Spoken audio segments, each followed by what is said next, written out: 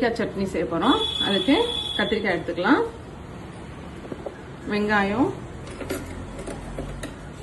வெங்காயம், தேங்காய், கருவேப்பிலை, தக்காளி 3.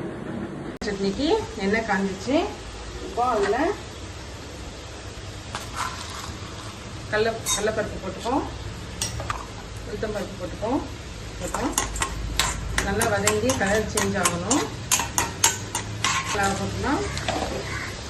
இப்போ பருப்பு கலர் சேஞ்ச் ஆயிடுச்சு. இதுலேயே வெங்காயம் போட்டுக்கலாம்.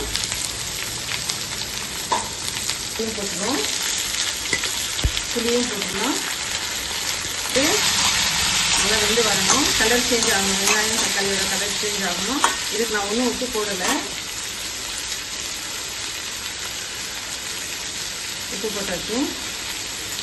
குழம்புல கத்திரிக்காய் வச்சா போட்டாங்கன்னா பசங்கள்லாம் எடுத்து வெளில போட்டுறாங்க இல்லையா. சில பசங்கள்லாம் கத்திரிக்காய் சாப்பிடாதுங்க. அவங்களுக்குலாம் இந்த கத்திரிக்காய் சட்னி செஞ்சு கொடுத்தா அவங்களுக்கே தெரியாது கத்திரிக்காய் வாங்கிட்டு. ரொம்ப டேஸ்ட்டாக இருக்கும். இது நல்லா கலர் சேஞ்ச் ஆகட்டும். கறி நல்லா வதங்கிச்சு. இப்போ நம்ம வெட்டி வச்சுருக்கேன் இந்த கத்திரிக்காயை போட்டுருவோம்.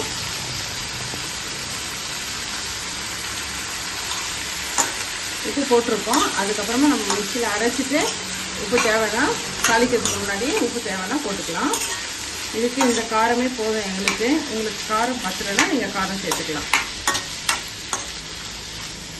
இதில் கருவேப்பிலையும் போடணும். கருவேப்பிலையும் கொஞ்சம் நல்லா தாராளமாக போட்டுக்கோங்க. ஏன்னா இப்போ இருக்க பசங்களுக்கு முடி கொட்டுதுன்றாங்க இல்லையா. அவங்களுக்கு கருவேப்பிலையும் போட்டு இந்த மாதிரி கொடுத்துட்டிங்கன்னா அந்த பிரச்சனைக்கும் நல்லாயிருக்கும். இப்போ இந்த கத்திரிக்காய் சட்னிக்கு நம்ம கொஞ்சம் மஞ்சள் பொடி போட்டுக்குவோம். கொஞ்சம் கலருக்கு நான் காஷ்மீர் சில்லி பவுடர் போட்டுக்கிறேன். சட்னியை நம்ம சாப்பாடு கூட ரசம் சாதம், சாம்பார் சாதத்துக்கெல்லாம் கூட தொட்டு சாப்பிடலாம். அந்த கலந்த சாதம் சொல்லுவாங்க இல்லையா, லெமன் ரைஸ், புளியோதரை இதெல்லாம் இருக்கு இல்லையா, அதுக்கும் இது அல்டிமேட்டாக மேட்ச் ஆகும். யாரெல்லாம் கத்திரிக்காய் சட்னி செஞ்சுருக்கீங்கன்னு எனக்கு கமெண்ட் பண்ணுங்கள். செய்யாதவங்க ஒரு வாட்டி செஞ்சு ட்ரை பண்ணி பாருங்கள். பாருங்கள், கத்திரிக்காய் நல்லா வெந்து வரட்டும். அதுக்கு நம்ம இந்த தேங்காய் எடுத்து வச்சுருந்தோம் இல்லையா, அந்த தேங்காவை மிக்சியில் போட்டு அரைச்சி எடுத்துகிட்டு வந்துடுவோம். இப்போ நம்ம தேங்காய் மிக்சியில் போட்டோம் இல்லையா, வரவரப்பு அரைச்சிட்டு வந்தோம். அதை இந்த கத்திரிக்காயில் போட்டுக்கலாம்.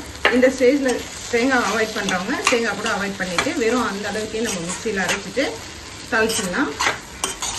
தேங்காய் போட்டாலும் அது ஒரு டேஸ்ட்டு, தேங்காய் இல்லாமல் செஞ்சாலும் அது ஒரு டேஸ்ட்டு. இப்போது அடுப்பை ஆஃப் பண்ணிவிட்டு இதை ஆறிட்ட அப்புறம் மிக்சியில் அரைச்சி எடுத்துகிட்டு வந்துடலாம். முருங்கைக்கீரை தோசை ரெடி ஆகிடுச்சு. அதுக்கு உள்ளே ஸ்டஃபிங் உருளைக்கிழங்கு ஸ்டஃபிங் வச்சுருக்கோம். கத்திரிக்காய் சட்னி ரெடி ஆகிடுச்சு. இதோடங்க வாங்க சாப்பிடலாம்.